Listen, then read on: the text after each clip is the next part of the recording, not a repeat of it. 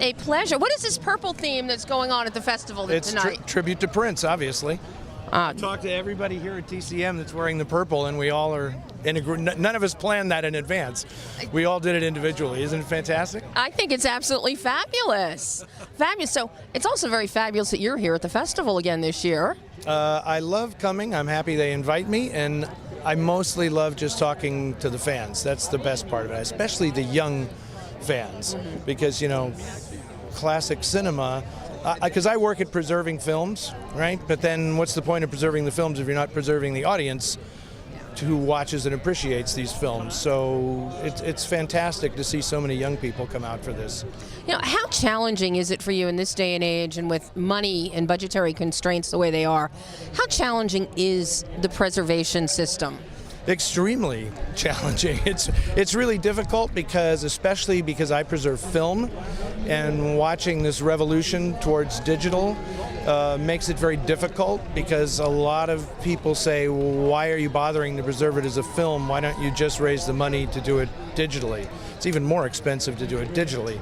But we're gradually trying to educate people. It's far too complex to go into right now in the time we have, but it is a huge challenge, but one that I'm happy to undertake. Well, I know preservation has been one of my big things for years. I got in with AFI when they did their decade of preservation back in the 80s. And it seems that preservation kind of died off for a while, but finally, thanks to people like yourself, we're seeing a resurgence in the value of our history. I agree. Well, thank you very much for that compliment. But I do think that the battle we have is that because of the convenience that digital represents, I think people just wrongfully assume that, oh, everything will be preserved.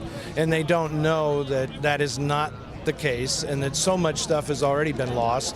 And, you know, in this country, it is like a private enterprise.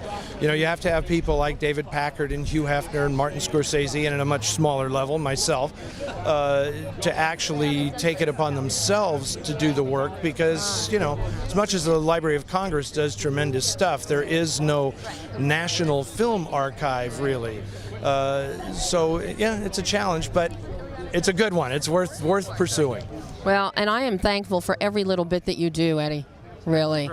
Have a wonderful night at the and wonderful festival. You're very welcome. You got me off to a good start. Thanks. Thanks, Eddie. Thank you.